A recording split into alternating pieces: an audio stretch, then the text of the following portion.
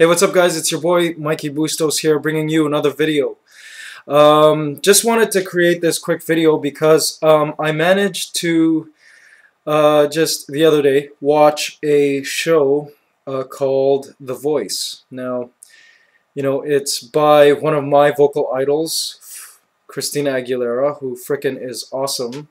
And so I wanted to watch the show because I had heard it was great, and essentially it's a reality TV show where, people are eliminated. It's based on talent and it's like a competition or whatever. And I don't know if you guys saw my other blog on why I can't watch idol shows, but essentially I think I'm suffering from a mild case of post-traumatic syndrome. I just can't sit and watch Idol because my heart starts to beat, I get nervous, whatever.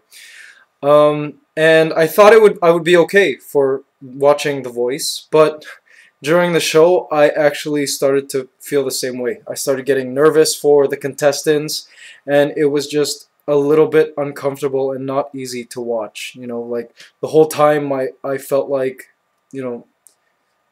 I was not feeling well.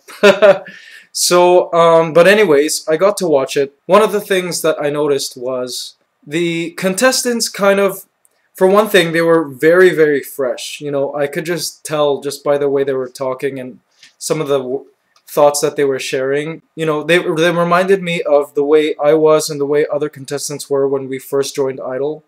And specifically, I'm talking about the whole idea that the reality show was their one and only shot to make it, I remember one of the contestants saying, "Oh, this is my last shot ever, my last shot before I can call it quits." And I'm like, what? So I wanted to create this video essentially to let everyone know, if ever you are on a reality show like this based on talent, these big reality shows are just a stepping stone. They're just kind of like foots in the door. Whether you win it or not really is kind of insignificant. And see, when you're in the show, you kind of don't feel that. They build you up to make you think that prize one is essentially where you want to be. Now, of course, the higher up in the competition you get, the more exposure you get, the more it'll benefit you. But again, like, whether you come first or whether you come whatever, like 101st, it's all a stepping stone. It's something you kind of add to your resume. And if you play it smart and use what you've got from the show, as leverage to kind of step into other things, you could do really well for yourself. Now, when I was eliminated, people were like obviously very sad for me. For a moment I was sad, not because I was eliminated, but because I was going to say bye to everybody who I kind of built a bond with throughout the whole summer. And I'm talking about Canadian Idol here. But never once was I like, oh man, this is the end of my career now. Like, I'm just going to give up now. I was like, yes, now I can start, in my singing career. This is great. I can start touring. The whole country has heard me sing now. I have fans. So I guess that's kind of one thing to remember with all of this, whether you're a competitor on the show or whether you're a viewer. So if ever you see your favorite contestant get eliminated, it doesn't mean it's going to be the end of their career. No way. It's like a stepping stone. And a lot of people used to come up to me before saying, "Oh, Mikey, why don't you try again for Canadian Idol? Or go to America and go to American Idol."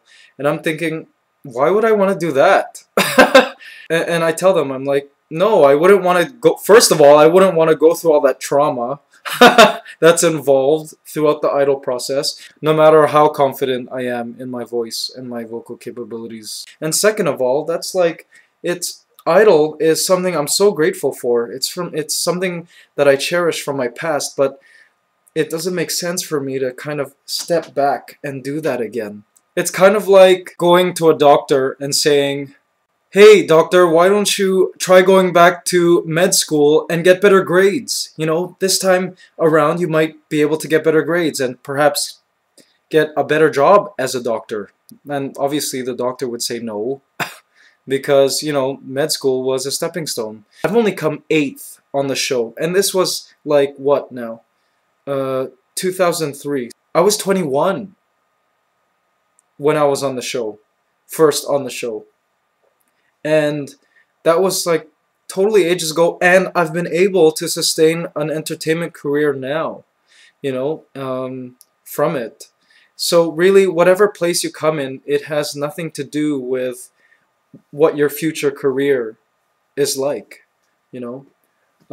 And that's kind of one of the illusions, I guess, that both viewer and contestant can kind of be fooled by, I suppose. So anyways, this is my piece of, I guess, Mikey insight for today. Thank you guys so much for subscribing to our channel, and I love you so much. Thank you. Lots of exciting things going on now, and do take care. Love you guys. Bye.